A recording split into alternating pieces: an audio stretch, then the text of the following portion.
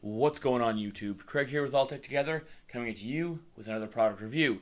And today we're going to take a look at a gaming mice from Corsair, and this is the IronClaw RGB Wireless, a new gaming mouse from Corsair that is in fact wireless. So, just to get this out of the way, this was purchased for me, by me, with my own money, so my review is mine and mine alone. So, with that out of the way, let's get into it.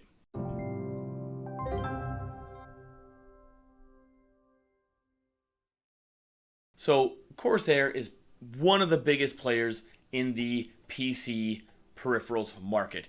They make everything from headphones or headsets to keyboards to mice, and they make tons of other stuff like cases and RAM and power supplies. It's just crazy the amount of stuff that Corsair makes. And they have just a massive offering of computer mice that they offer for consumers. So, when I saw this one here, this is the IronClaw RGB Wireless. So it is a wireless mouse. We'll get into that more later. I thought to myself, you know what? I haven't bought a wireless mouse in a long time. So I decided to pick one of these up and see if I liked it. Now, here's the actual mouse itself. It is wireless, you can see, and it's actually running currently right now. It's not hooked up to my PC, but it is battery powered. I can turn it off on the bottom, but we'll get to that in a minute. So, first things first about this mouse. Let's just take a look at build quality. It is plastic. It's all plastic, but I'm going to say 99% of all mice out there are plastic. It is really nice for palm grip. And it says that right on the box that it is a palm grip mouse. So it nests so well inside your hand and it's so comfortable. It almost feels like it's hugging your hand. At least my hand. Now that is subjective. One thing that I will bring out about just the form factor of this mouse. Because it's palm grip, people often think that they have to have giant hands. My hands are not big. I'm not going to say tiny hands, I'm going to say average hands. I'm about 5'10" in height, so my hands aren't massive, and it fits so nice in my hand with palm grip. It just fits, which is awesome. So, on the front, let's work on the front first. All we have on the front is a couple of headlights. They're RGB headlights in the front, I call them. And then the micro USB charging port. So this does charge by micro USB. That is sort of like the one knock against it so far. I'm not a fan of micro. It should have been USB type C. A lot of companies are doing it now with keyboards.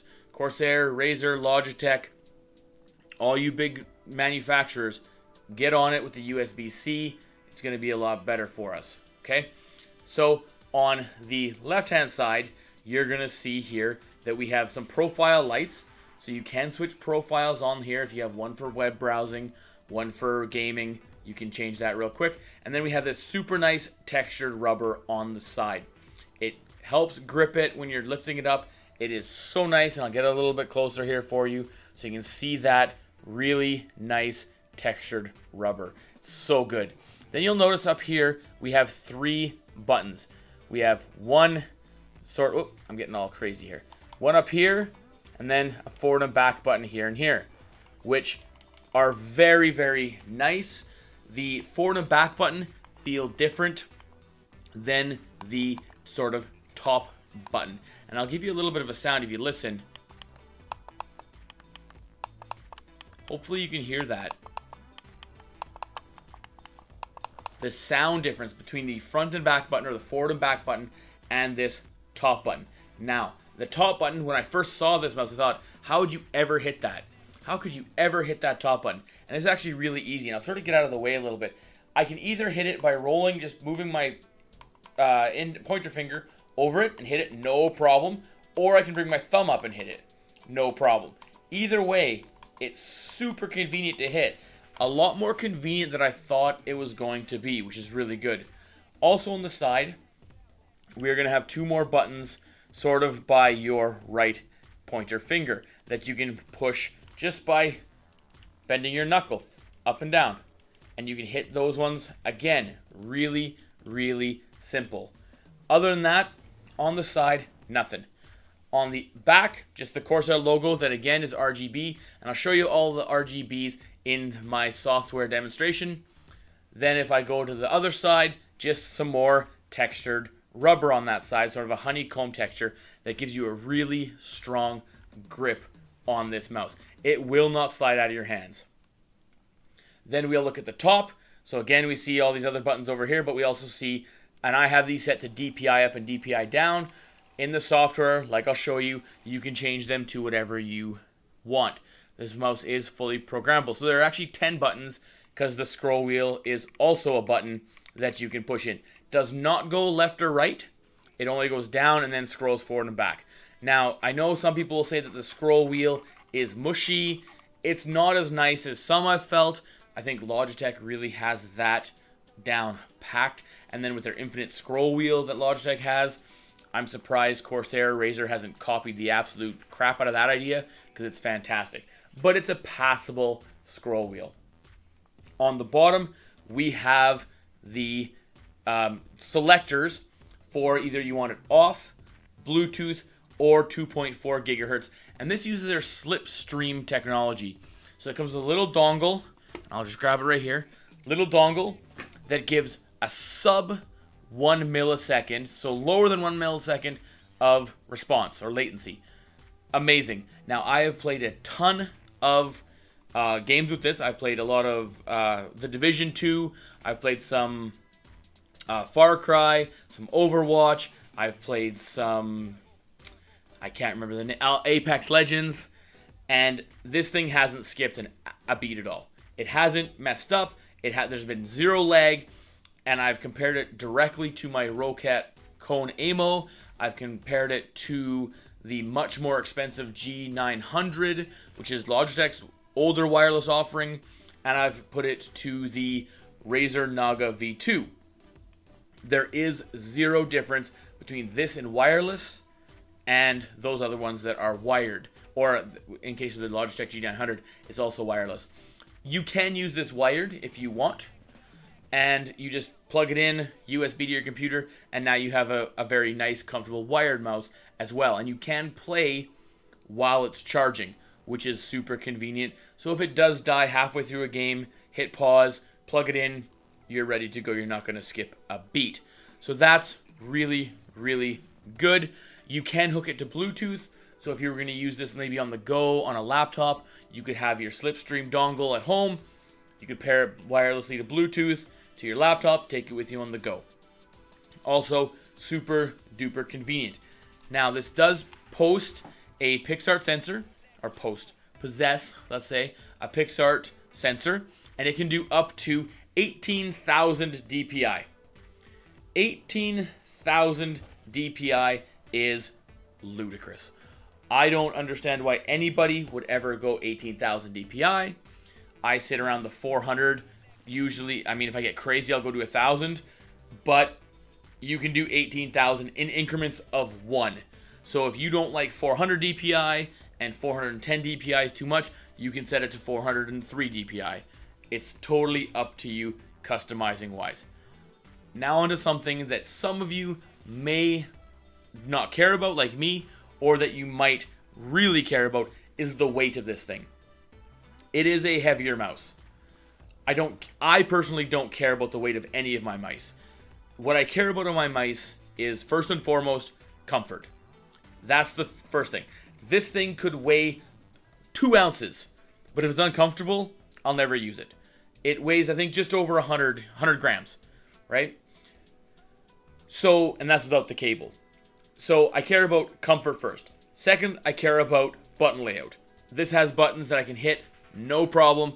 This is I think, much more comfortable than the G502, and that is saying a lot, because the G502 is actually very well regarded for being extremely, extremely comfortable.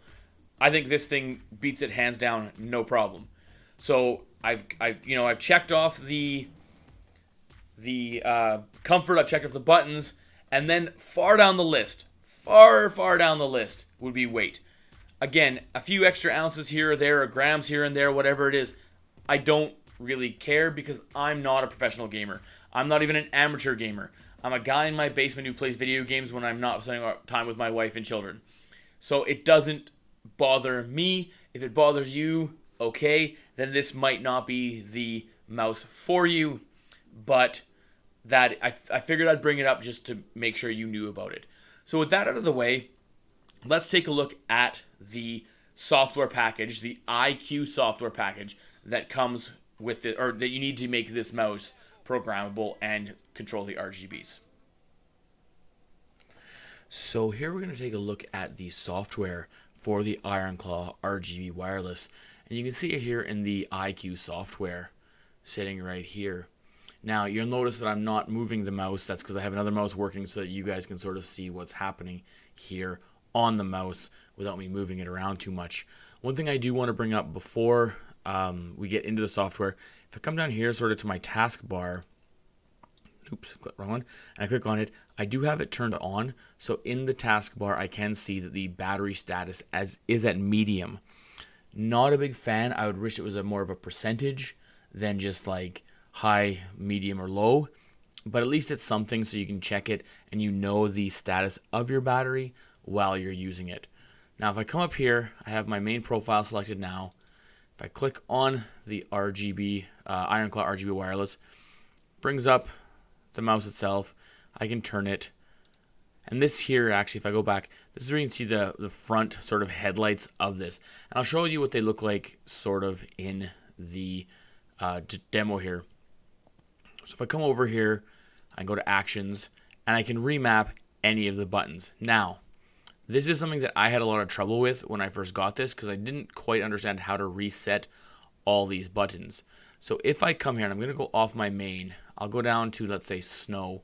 And this is just what the lights on my Lighting Node Pros do. It's nothing crazy. But if I click on that, and I go to this one, come down here, go to Actions, what I can do is if I want to change this button here, this front button here, I go to there, and I go, great. Click on it, come down here, and I can set it to a macro, I can set it to text, I can do whatever I want down here. But what I have to do is I have to go mouse button, and maybe I want it to be my sniper button. Click on sniper. Now, it'll say action triggered while pressed or toggle on and off. That's up to you. Do not do anything other than click the plus button. If I click on anything else now, it will not save that action. So once I'm done doing what I want, click on this, pick what I want, then just hit the plus button. It's going to add the action. And I find that Corsair's software is extremely bad with this sort of stuff. I like it for lighting, I like it for my keyboards, but for the actual mouse, Razors and Logitech's is a mile ahead. So, you know, Corsair, get on it, fix this. So after you're done with all your actions, setting up your mouse the way you like, you can come here and go down to lighting effects, and you can set all your lights, things like that. So you'll see here, and hopefully you can see it, there are 3 different lighting zones. There's the back emblem here. So I click on the logo zone, it'll turn off, it'll turn on. There's also the scroll wheel, which is on the sides here and on this other side of the scroll wheel. So I can turn that off and on. And then there's also the front sort of headlights there that I can turn off and on as well. And you see them clicking, you know, low beams, high beams, all that kind of stuff. And I can mess around here. I can go red. There, now it's all red. I can go blue. Now it's all, or more of a purple, I guess, on this one. But it does work very well, kind of intuitive, once you figure out. Now this is a solid color. I can come over here and go gradient. And I can go red and white. But then you have to make sure you hit the plus button to make that sort of work. And I can change it as I go on the fly. And it's trying its hardest to do it. And it's not the easiest to show on the screen. But you can see it's sort of flipping around. Just make sure you hit that plus button, rather, just to do whatever you want. And there's all kinds. There's rainbow, and it's going to cycle through all the rainbow different setups. And then in certain games, if you have, I know The Division, and I know Far Cry, the newest Far Cry, it has custom lighting. So the program will actually take over and do the lighting for you. Once I'm done with the lighting, I can do DPI. So here I have the DPI set at 600, 750, and 900. And then you can also set a button in the action menu, like we saw before, to do like a sniper button. So just like the Logitech G502 has, and a lot of other ones have that dedicated sniper button, you can set that to whatever you want to drop that DPI when you want it. So simple and easy. Here's the performance. So my profile indicator, this is going to be on the side. When I change profiles, it'll turn red there. See? Turned red. And then as I change it, it'll change the colors. And you can't really see the profiles changing other than up here in my top left corner of my screen. So my Lighting Node Pros are actually changing the colors of my tower when I'm hitting those buttons. So you can play around with that. And the last thing we want to talk about here is surface calibration.